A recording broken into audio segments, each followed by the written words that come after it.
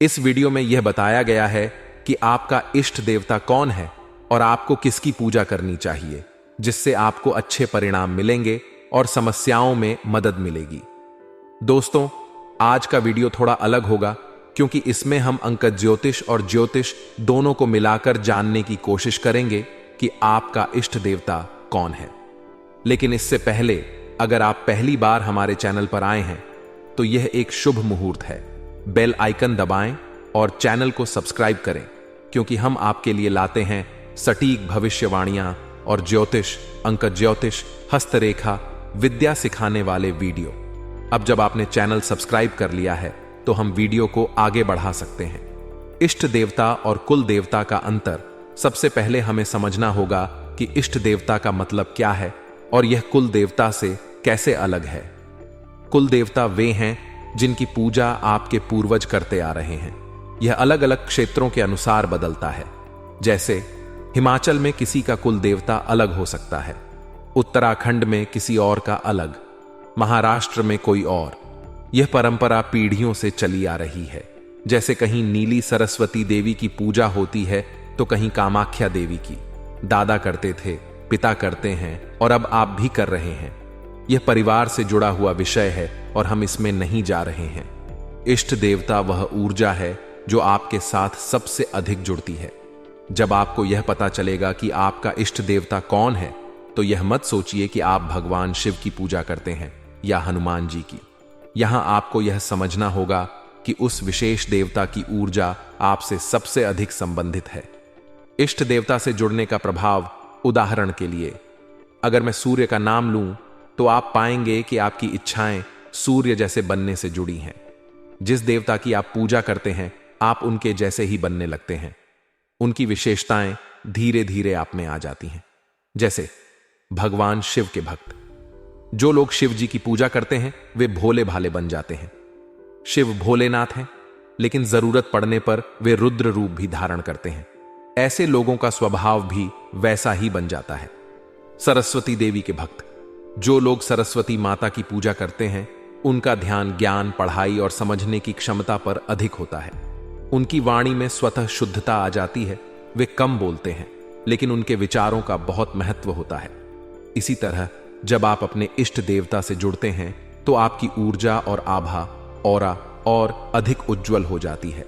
इसे जानने का तरीका, अब आपको यह समझने की जरूरत है कि यह सही या गलत नहीं है। यह एक धारणा है जिसे आप तभी मानेंगे जब आप इसे महसूस करेंगे। अंक ज्योतिष के माध्यम से इष्ट देवता का निर्धारण, आपकी जन्म तिथि के आधार पर यह पता लगाया जा सकता है कि आपका इष्ट देवता कौन है। यदि आपका जन्म किसी भी महीने की 1, 10, 19 या 28 तारीख को हुआ है तो आपका मूलांक 1 है। आपकी ऊर्जा भगवान 1 है। राम या सूर्य देव से अधिक जुड़ी होती है। आप भगवान राम की किसी भी रूप में पूजा कर सकते हैं या सूर्य देव की आराधना कर सकते हैं। भगवान राम की पूजा के लिए आप रोज राम स्तुति का पाठ कर सकते हैं। जब भी आप किसी से मिलें तो जय श्री राम या राम राम बोलें। भगवान राम की ऊर्जा मर्यादा पुरुषोत्तम की है। वे संवाद से किसी को समझाने में विश्वास रखते हैं, लेकिन जब ऐसा संभव न हो तो धर्म के लिए वे बाण भी उठा सकते हैं। यह उनका स्वभाव है जिसे हम रामायण में देखते और सुनते हैं।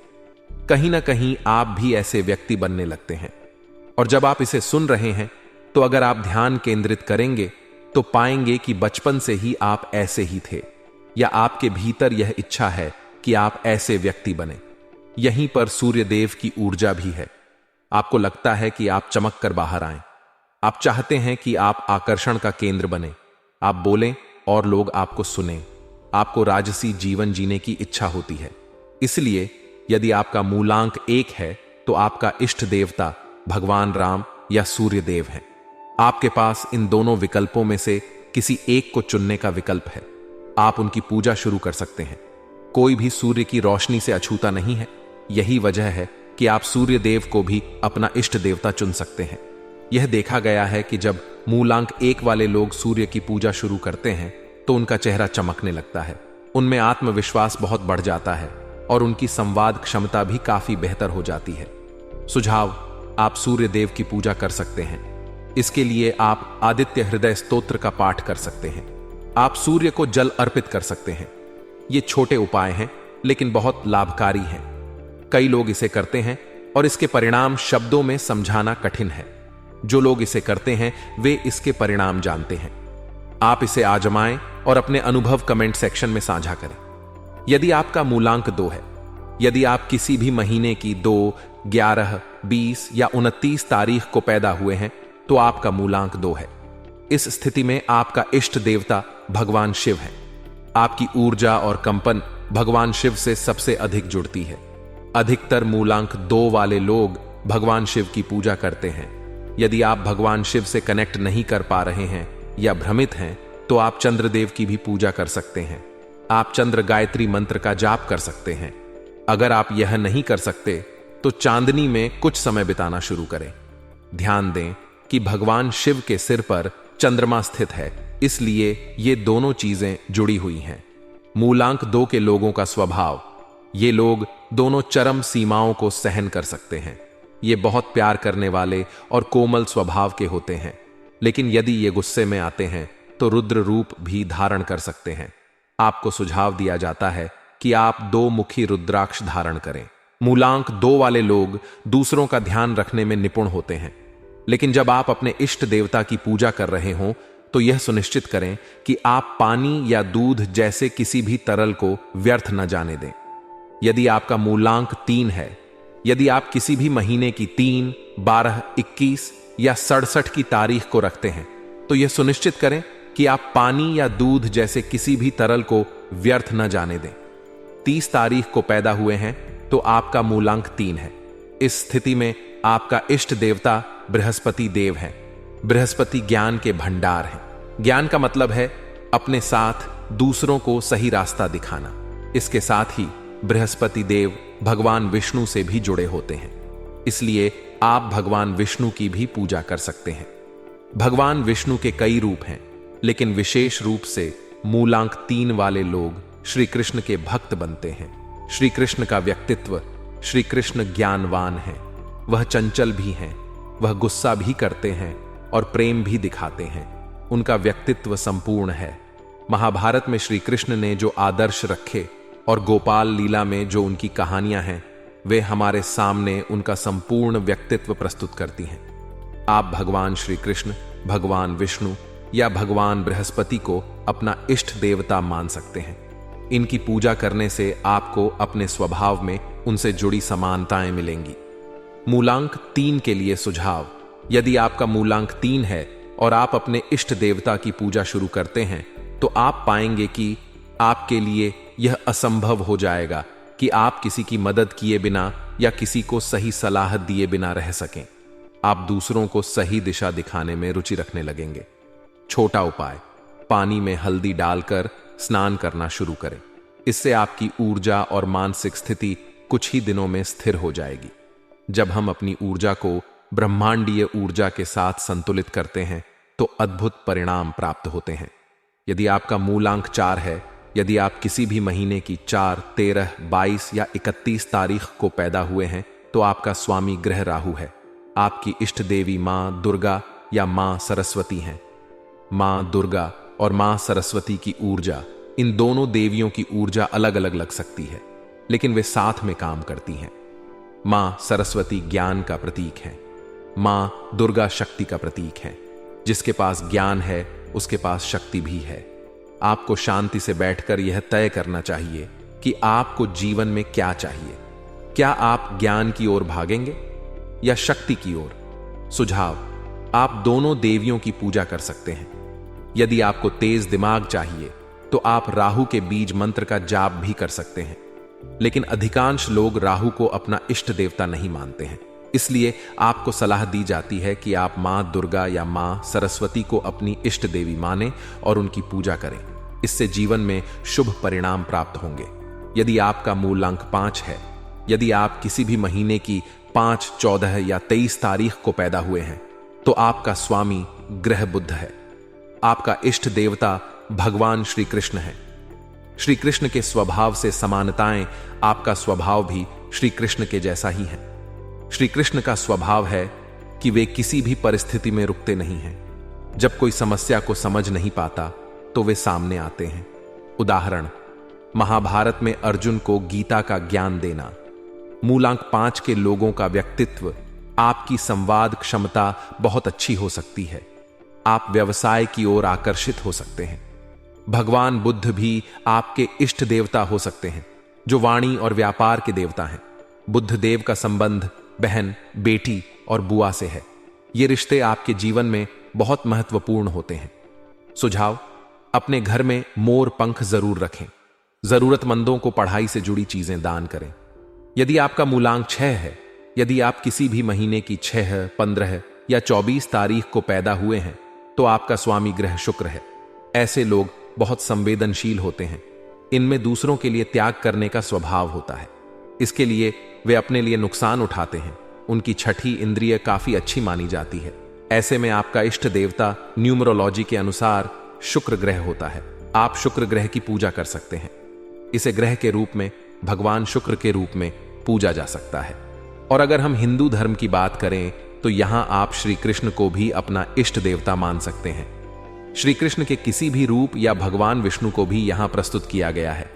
विशेष रूप से मूलांक 6 के लिए वामन भगवान की पूजा करना अच्छा माना जाता है। वामन भगवान को आपका इष्ट देवता माना गया है। आप वामन भगवान, श्री कृष्ण या शुक्र ग्रह की पूजा कर सकते हैं। आपको शुक्रवार को सफेद मिठाई का वितरण करना चाहिए और छोटी बच्चियों की मदद करनी चाहिए, जैसे उनकी पढ़ाई में मदद करना या किसी लड़की की शादी में मदद करना। यदि आप किसी लड़की की शादी में मदद करते हैं या उन्हें भोजन करवाते हैं और छोटी बच्चियों की पूजा करना शुरू करते हैं, तो आपको जीवन में बहुत अच्छे परिणाम मिलते हैं और आप अपनी आंतरिक ऊर्जा और कंपन को बेहतर तरीके से जोड़ पाते हैं। अब हम वीडियो में आगे बढ़ेंगे और मूलांक 7 की बात करेंगे। यदि आप किसी भी महीने की 7 तारीख को पैदा हुए हैं, तो आपका अंक 7 है और आपका स्वामी ग्रह केतु है। और जैसा कि राहु ऊपरी भाग है और केतु निचला भाग है, ऐसे लोग अक्सर ऐसी चीजें देखते हैं जो आंखों से नहीं देखी जा सकती। थोड़ा भ्रमित और बहुत जिज्ञासु रहते हैं। इनका व्यक्तित्व ऐसा होता है, ये आध्यात्मिक होते हैं, गूढ़ विषयों में बहुत रुचि रखते हैं। किसी भी स्वार्थपूर्ण मामलों में ये किसी के साथ जुड़ नहीं पाते। निस्वार्थ भाव से काम करना, दूसरों से मिलना और उन्हें अच्छी सलाह देना इनका स्वभाव होता है। यहां यह देखा जाता है कि यदि आप अंक 7 से जुड़े हैं तो भगवान गणेश आपके इष्ट देवता हैं या भगवान नरसिंह आपके इष्ट देवता हैं। आमतौर पर अंक 7 वाले लोग साधु या आध्यात्मिक नेताओं को पसंद करते हैं या दार्शनिक बातें सुनना अच्छा लगता है। और यहां यह देखा जाता है कि अंक 7 वाला व्यक्ति गहरे ज्ञान के पीछे भाग रहा होता है। ऐसे में ज्ञान के देवता भगवान गणेश हर प्रकार से आपको सही रास्ता दिखाते हैं। आपको कुत्तों की सेवा करनी चाहिए। आमतौर पर अंक 7 वाले लोग कुत्तों को बहुत पसंद करते हैं। ये पालतू पशु प्रेमी होते हैं। यदि आपके घर में कोई पालतू जानवर है तो उसका नाम जरूर कमेंट में लिखें, तो यह अंक 7 वालों के लिए है। इसके अलावा यदि हम वीडियो में आगे बढ़ें तो हम अंक 8 की बात करेंगे। अंक 8 का मतलब है कि यदि आप किसी भी महीने की 8, 17 या 26 तारीख को पैदा हुए हैं, तो आपका स्वामी ग्रह कर्मों का स्वामी शनि है। यह माना जाता है कि ये लोग बहुत मेहनती होते हैं, ये बहु प्रतिभाशाली होते हैं और एक साथ कई काम करने की क्षमता रखते हैं। ये खुद को वित्तीय रूप से साक्षर बनाते रहते हैं। तो आपका इष्ट देवता भगवान शनि ही हैं, या जिनकी भगवान शनि पूजा करते हैं वे हैं श्री हनुमान। आप पंचमुखी हनुमान की पूजा शुरू कर सकते हैं या भगवान शनि की पूजा शुरू कर सकते हैं। आपकी ऊर्जा सबसे अधिक जुड़ेगी। आपको कुछ आदतें अपनानी चाहिए। जब आपका मूलांक 8 हो, जो लोग या कर्मचारी आपके नीचे के स्तर पर हैं, आपको उन्हें निराश नहीं करना चाहिए। कभी उनका पैसा नहीं लेना चाहिए। श्रमिक का पैसा उनके पसीना सूखने से पहले उन्हें दे देना चाहिए। शनिवार को शनि मंदिर जाएं, तेल का दान करें, जरूरतमंदों को तेल दान करें। आप ऐसे कार्य कर सकते हैं। या श्रमिकों को गर्म कपड़े और कंबल दान करना भी अच्छा माना जाता है। अब हम मूलांक 9 की बात करेंगे। यह आखिरी अंक है। इसके बाद हम ज्योतिष के माध्यम से आपके इष्ट देवता को जानने की कोशिश करेंगे। यदि आप किसी भी महीने की 9, 18 या 18 की बात करेंगे, 27 तारीख को पैदा हुए हैं, तो आपके इष्ट देवता भगवान मंगल भगवान मंगल का संबंध हनुमान जी से है। हनुमान जी और भगवान मंगल की ऊर्जा समान है। मंगल ऊर्जा है, हनुमान भी ऊर्जा है। कहीं ना कहीं आप देखेंगे कि जब आपका मूलांक 9 होता है तो कोई आपको बताने नहीं आता, कोई आपकी मदद करने नहीं आता। आप पूरी रामायण देखिए, हनुमान जी की मदद करने कोई नहीं आया, लेकिन हनुमान जी ने सभी की मदद की। कहीं ना कहीं यह आपकी जिंदगी भी है कि दूसरों को आपकी वजह से मदद मिल रही है, लेकिन आपको कोई मदद करने नहीं आ रहा है, बस आप खुद हैं। कोई जामवंत जैसा आएगा और आपको याद दिलाएगा कि आपके पास बहुत शक्ति है, लेकिन उस शक्ति का क्या करना है, कैसे उसे इस्तेमाल करना है, वह सिर्फ आपकी जिम्मेदारी है। इसके अलावा यह देखा जाता है कि मंगल एक शक्तिशाली ऊर्जा है। देवताओं के सेनापति भगवान कार्तिकेय, जो भगवान शिव के बड़े पुत्र हैं, वे भी आपके इष्ट देवता बन सकते हैं। कार्तिकेय जी उत्तर भारत में उतने पूजे नहीं जाते, लेकिन दक्षिण भारत में उन्हें बहुत पूजा जाता है। उन्हें मुरुगन के नाम से भी जाना जाता है। तो आप इनमें से किसी को भगवान हनुमान, भगवान कार्तिकेय, मुरुगन जी या भगवान मंगल को अपना इष्ट देवता मान सकते हैं। अब कुछ छोटे छोटे उपाय और सुझाव जो मैं आपको दूंगा। अगर आपका मूलांक 9 है तो आपको इन्हें अवश्य करना चाहिए। भाई बहनों या दोस्तों के प्रति गलत व्यवहार या अभद्र भाषा का प्रयोग न करें, वरना आपका मंगल खराब हो जाएगा। यदि आप किसी के शुभ कार्य में जा सकते हैं तो पूरी ऊर्जा और उत्साह के साथ जाएं और उनके शुभ कार्य को और अच्छा बनाने की कोशिश करें। आप बजरंग बाण का जाप कर सकते हैं। दोस्तों के साथ खड़े रहना सुनिश्चित करें, खासकर जब उनकी जरूरत हो। साल में कम से कम एक बार रक्तदान जरूर करें। तो दोस्तों, यह था जन्म तिथि के अनुसार आपका इष्ट देवता। अब ज्योतिष के अनुसार भी इष्ट देवता के बारे में बहुत कुछ है। ज्योतिष के अनुसार कुंडली में 12 भाव होते हैं। उनमें से 5वां भाव, जिसे पंचम भाव कहा जाता है, का महत्व है। उस भाव में जो संख्या लिखी होती है वह राशि की संख्या होती है। हर राशि का एक स्वामी होता है। आपको अपनी कुंडली के 5वें भाव को देखना है और वहां लिखी संख्या के आधार पर उस राशि के स्वामी को अपना इष्ट देवता मान सकते हैं।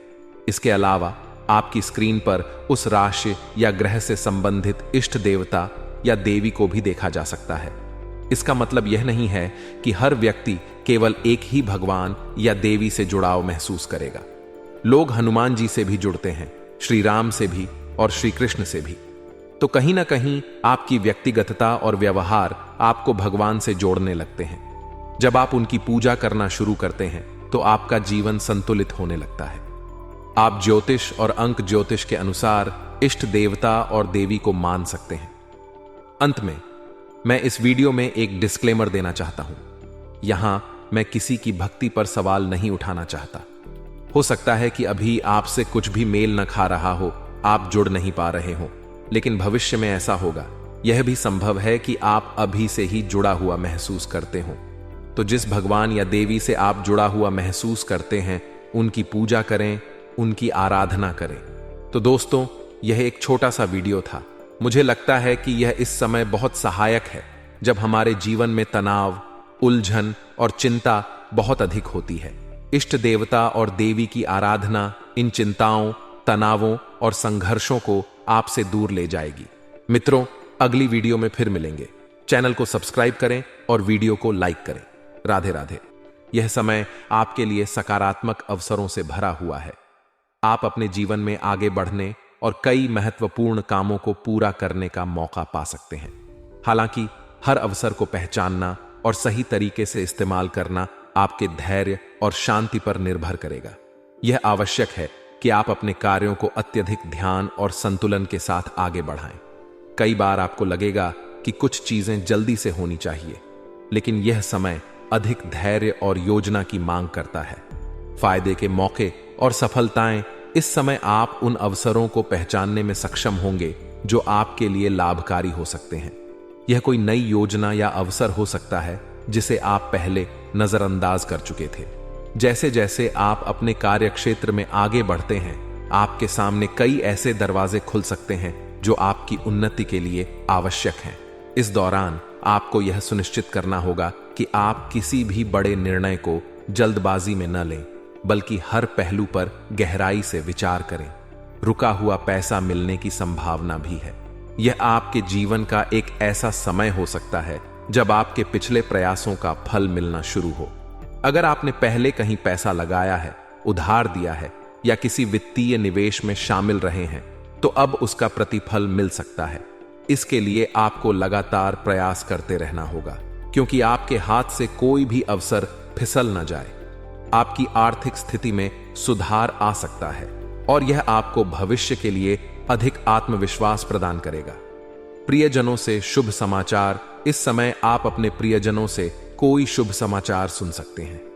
यह कोई पारिवारिक खुशी, व्यक्तिगत सफलता या कोई अन्य शुभ घटना हो सकती है। आपके नजदीकी लोग, चाहे वह आपके परिवार के सदस्य हों या करीबी मित्र, आपको सकारात्मक खबर दे सकते हैं। यह खबर आपको न केवल मानसिक संतोष देगी, बल्कि आपके रिश्तों में भी मिठास लाएगी। प्रियजनों के साथ समय बिताने और उनसे जुड़े रहने का यह समय आपके भावनात्मक स्वास्थ्य के लिए भी महत्वपूर्ण है।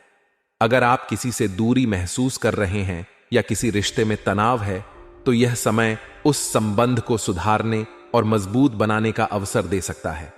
उनकी खुशियों में सहभागी बनकर आप खुद को भी अधिक सकारात्मक और खुश महसूस करेंगे। नेगेटिव पक्ष और चुनौतियां। हर समय की तरह इस समय के साथ कुछ चुनौतियां भी जुड़ी हुई हैं। सबसे प्रमुख चुनौती यह है कि आपकी आय की अपेक्षा खर्चे अधिक हो सकते हैं। यह स्थिति आपको आर्थिक रूप से अस्थिर महसूस करा सकती है, खासकर तब जब आप अधिक धन की आवश्यकता महसूस कर रहे हों। इसीलिए आपको अपने खर्चों पर विशेष ध्यान देना होगा और उन पर नियंत्रण रखना सीखना होगा।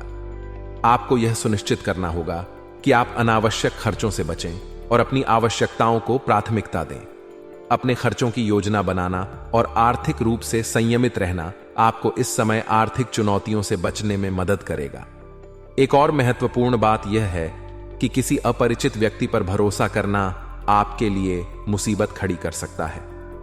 किसी भी नए व्यक्ति के साथ संबंध बनाते समय आपको सतर्क रहने की आवश्यकता है।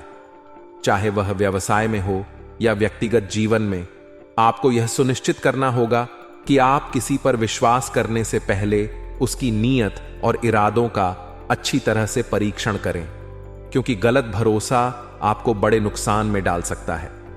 विद्यार्थियों के लिए सुझाव। विद्यार्थियों के लिए यह समय विशेष रूप से महत्वपूर्ण है। अगर आप किसी प्रतियोगी परीक्षा की तैयारी कर रहे हैं, तो यह समय आपकी मेहनत और समर्पण की परीक्षा लेगा। आपको अपनी पढ़ाई पर और अधिक ध्यान देने की आवश्यकता है। अपनी कमजोरियों को पहचानें और उन पर काम करें।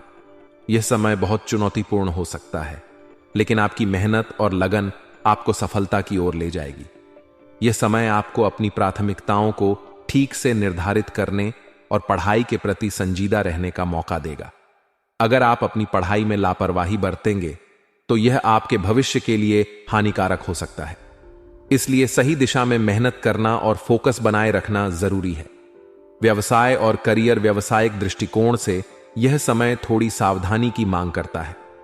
व्यावसायिक गतिविधियों को लेकर स्थिति अत्यधिक अनुकूल नहीं है। अगर आप किसी नए काम को शुरू करने की सोच रहे हैं, तो आपको उस पर पुनर्विचार करने की आवश्यकता है। जल्दबाजी में कोई बड़ा कदम उठाना आपके लिए हानिकारक हो सकता है। इस समय व्यवसाय में स्थिरता बनाए रखना अधिक महत्वपूर्ण है, बजाय इसके कि आप किसी जोखिम भरे निवेश या नए उद्यम में कूद पड़ें। व्यावसायिक वातावरण में होने वाले परिवर्तनों पर नजर रखना और भविष्य की योजना बनाना आवश्यक होगा। अगर आपको लगता है कि कोई अवसर आ रहा है, तो उसे पहले अच्छी तरह से जांचें और फिर ही कोई निर्णय लें। यह समय हो सकता है कि कुछ व्यापारिक योजनाएं अस्थायी रूप से धीमी हो जाए, लेकिन यह आवश्यक नहीं कि यह आपके लिए हानिकारक हो। धैर्य और योजनाबद्ध ढंग से काम करना इस समय की कुंजी हो सकता है। नौकरी पेशा लोगों के लिए भी समय चुनौतीपूर्ण हो सकता है। कार्यभार अधिक होने की संभावना है, जिससे आपको अपने व्यक्तिगत और पारिवारिक जीवन के लिए समय निकालने में कठिनाई हो सकती है। ऑफिस के कामों का दबाव इस समय अधिक रहेगा और हो सकता है कि आपको घर पर भी काम करना पड़े। यह स्थिति थोड़ी तनावपूर्ण हो सकती है, लेकिन सही समय प्रबंधन और धैर्य के साथ आप इसे संभाल सकते हैं। प्रेम जीवन और रिश्ते। आपके व्यक्तिगत जीवन में, खासकर आपके प्रेम जीवन में, यह समय सकारात्मक बदलावों का संकेत दे रहा है। पति पत्नी को एक दूसरे के साथ कुछ अच्छा समय बिताने का मौका मिलेगा। यह समय आपके रिश्तों में सामंजस्य और प्यार को बढ़ावा देगा। अगर किसी वजह से रिश्तों में दूरियां आ गई थीं, तो यह समय उन्हें कम करने और एक दूसरे को बेहतर समझने का हो सकता है। प्रेम संबंधों में भी नजदीकियां बढ़ेंगी। यदि आप किसी से प्रेम करते हैं और अभी तक अपने भावनाओं को खुलकर व्यक्त नहीं कर पाए हैं, तो यह समय अनुकूल हो सकता है। इस दौरान आप अपने प्रिय व्यक्ति के साथ अधिक समय बिताने का अवसर पाएंगे और दोनों के बीच का संबंध मजबूत होगा। अगर आप किसी नए रिश्ते में हैं, तो यह समय उस रिश्ते को गहराई से समझने और उसे और मजबूत बनाने का हो सकता है। आप अपने साथी के साथ अपने संबंधों को और भी गहरा बना सकते हैं, जिससे आपका आपसी विश्वास और प्रेम बढ़ेगा। इस समय आपके जीवन में प्रतिष्ठा और सम्मान बढ़ने के संकेत हैं। घर और व्यवसाय के बीच संतुलन बनाकर रखने से आपकी सभी गतिविधियां सुचारू रूप से चलेंगी। आपकी वाक्पटुता और योग्यता से आप कई कठिनाइयों को पार कर सकते हैं, जिससे आपके जीवन में सफलता के रास्ते खुलेंगे। अगर किसी असमंजस की स्थिति उत्पन्न होती है, तो आपके नजदीकी लोग आपका साथ देंगे और सहयोग प्रदान करेंगे। सकारात्मक पहलू: इस समय आप अपने जीवन में अच्छी प्रतिष्ठा और मान सम्मान प्राप्त करेंगे। आपके व्यवसाय और पारिवारिक जीवन में तालमेल बनाए रखने से सभी कार्य व्यवस्थित तरीके से चलते रहेंगे। आप अपने कार्यक्षेत्र में किसी भी बाधा को अपनी कुशलता और बुद्धिमत्ता से पार कर लेंगे।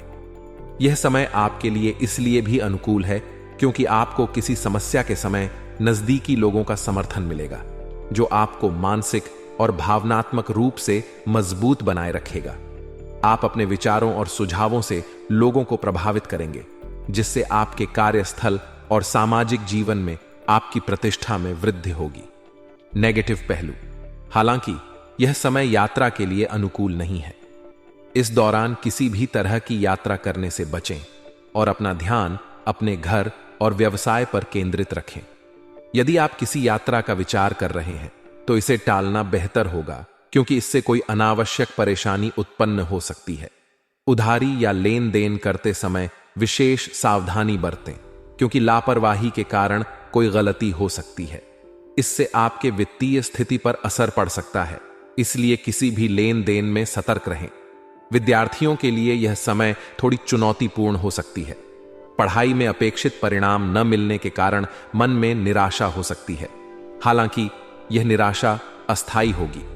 उन्हें अपनी पढ़ाई पर और अधिक ध्यान देने की जरूरत है और निरंतर मेहनत से भविष्य में अच्छे परिणाम मिलने की संभावना है। व्यवसाय में किसी भी विवादित मामले को शांति और धैर्य से सुलझाने का प्रयास करें। अगर कोई विवाद या समस्या उत्पन्न होती है, तो उसे बिना किसी टकराव के हल करें। वर्तमान परिस्थितियों को ध्यान में रखते हुए आपकी कार्य प्रणाली में बदलाव आएगा और यह बदलाव आपके व्यवसाय के लिए लाभकारी सिद्ध हो सकता है। विशेष रूप से उन लोगों के लिए जो विदेशी कंपनियों के साथ व्यापार कर रहे हैं, इस समय मुनाफा होने की संभावना बहुत अधिक है। अंतर्राष्ट्रीय व्यापार में आप शानदार सफलता प्राप्त कर सकते हैं। सरकारी नौकरी करने वालों के लिए यह समय अत्यधिक व्यस्तता का रहेगा। आपके कार्यों का दबाव बढ़ सकता है, जिससे निजी जीवन में समय देने में कठिनाई हो सकती है, लेकिन धैर्य और सही प्रबंधन से आप इसे संभाल सकते हैं। प्रेम और संबंध परिवार में सुख शांति का वातावरण बना रहेगा। आपका पारिवारिक जीवन संतुलित और सुखद रहेगा। पति पत्नी के बीच आपसी समझ और प्रेम मजबूत होगा। प्रेमी प्रेमिका के लिए भी यह समय अच्छा है। उन्हें एक दूसरे के साथ समय बिताने के कई अवसर मिलेंगे और उनके रिश्ते में और भी गहराई आएगी। उपहारों का आदान प्रदान संबंधों में नजदीकियां लाएगा, जिससे आपसी प्रेम और विश्वास और भी मजबूत होगा। स्वास्थ्य के प्रति लापरवाही करने से बचें। यह समय आपके लिए स्वास्थ्य के मामले में थोड़ा सावधानी बरतने का है। अगर आप किसी बीमारी को नजरअंदाज करते हैं, तो वह बड़ी समस्या बन सकती है। विशेष रूप से गर्भवती महिलाओं को अपने स्वास्थ्य को लेकर अधिक सजग रहने की आवश्यकता है। किसी भी प्रकार की लापरवाही से बचें और अपने डॉक्टर से नियमित रूप से सलाह लें। यदि आप अपने स्वास्थ्य पर ध्यान देंगे, तो तो आप इस समय को बिना किसी बड़ी समस्या के पार कर सकते हैं। भाग्यशाली रंग और अंक आपके लिए भाग्यशाली रंग पीला रहेगा, जो आपकी ऊर्जा और उत्साह को बढ़ाएगा। पीला रंग आपको सकारात्मकता से भर देगा और आपके जीवन में खुशियां और सफलता लेकर आएगा। इसके अलावा आपका भाग्यशाली अंक 9 है, जो आपकी सफलता और समृद्धि का प्रतीक है। इस अंक का विशेष महत्व आपके जीवन में रहेगा और यह आपको आपके कार्यों में सकारात्मक परिणाम दिलाने में सहायक साबित हो सकता है।